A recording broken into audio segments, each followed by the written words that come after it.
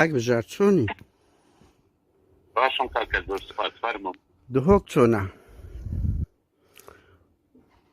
جەنابەت فەرموو کاکە.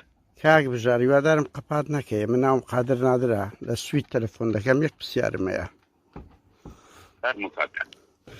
ئێوە کۆمەڵێک زۆر لەو خەڵکانە شیرازتان تەعزیبدا بە ناحەق گرتتان، ئێستاش بەریان نادەن بە خۆتان. ئەزانم ئەڵێەوە لە دەست دادگایە، بەس ئێوە بەشێکن لەو موئەسسەساتە. هۆکاری چییە زیندانی بە ناحەق گیرەیە و موددەی یاسایی تەواو بووە بەریان نادەن. وەتە ئەو هەموو تەعزیبە چییە باز دەکرێت لە دهۆک و لە ئەوەی دەدەنە ئەو کوڕە هەژارانە؟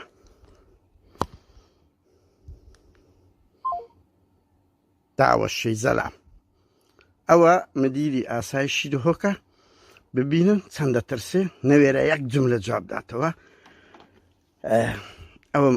ئەوە عنتەرەکەی پارتیە لە دهۆک دەبینن تەعزیبی خەڵک دەدەن، خەڵچەند بە ناحەق گرتیە و ئەو زیندانیانەی بادینان جگەلەوەی بە ناحەق گیرانە تەعزیبیان دانا و ئێستا بەریان نادەن و زیندانیانی شیرازێ تەنیا لەبەر ئەوی دژی ئەو ڕژێمە فاشەی تورکیا خۆپیشاندانیان کردیە کە چ لەولانیە لە بۆ من فواد حوسێنیان وەکو دەیانێوەکو ئەوەیەک پیشان بدەن کە عێراق و هەرێمی کوردستان زۆر دژی تورکیان لە کاتێکدا کاتێک خەڵک ڕادەپەڕی ئەوانە هەمویان ئەزانن پەنجەکانی ئەمجەدیان شکان لەبەر ئەوەی پەنجەی سەرکەوتنی دژی فاشیزمی تورک لێدات. دەیان گەنجگیرا کوژرا.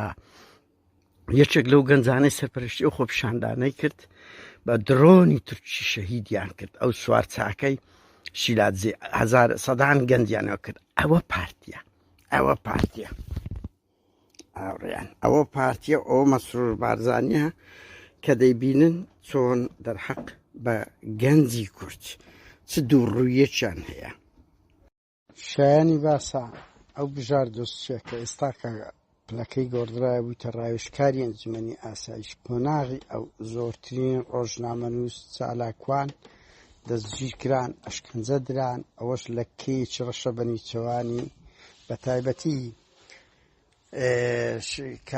ڕۆژنامەنووس قەهرەمان کە باوکی شەهید کرا بەدەستی پارتی و ئەو کوڕە بە 7 ساڵ حکم درا بەبێ ئەوەی هیچ شتێکی وای کرد بێت و ئێستا لە چاکسازی دهۆکە و هیچ لێخۆشبوون و کەمکردنەوەی نەیگرتەوە.